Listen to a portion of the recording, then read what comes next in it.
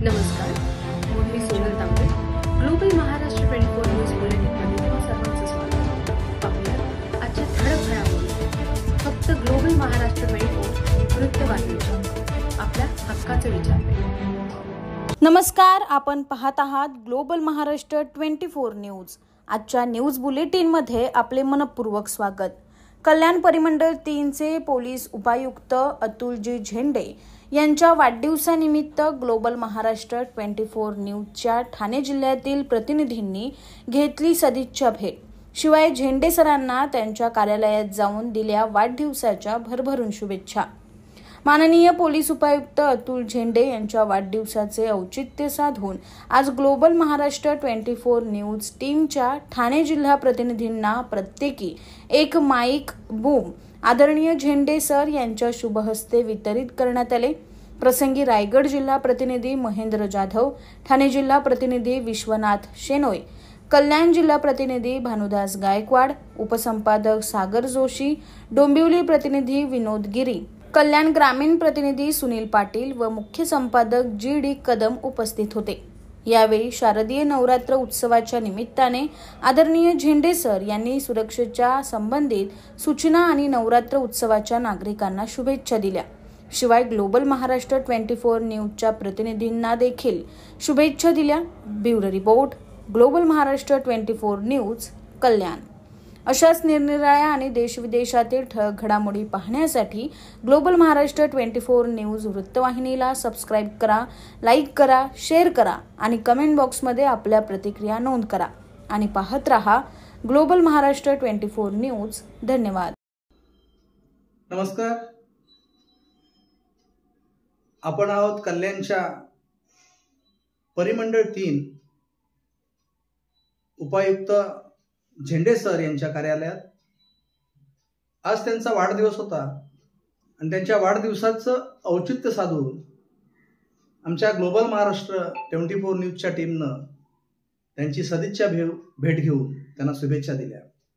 प्रसंगी आज ग्लोबल महाराष्ट्राच्या ठाणे जिल्ह्याच्या प्रतिनिधींना या ठिकाणी बूम वाटप हे त्या ठिकाणी करण्यात आलं. त्या बूमचं वाटप आदरणीय कल्याण परिमंडळ 3चे सन्माननीय उपायुक्त अतुलजी झेंडे सर यांच्या शुभ हस्ते ते वितरित करण्यात आलं. निमित्तानं झेंडे सर यांनी ग्लोबल महाराष्ट्राच्या आमच्या नव्या टीमला भरभरून शुभेच्छा दिल्या.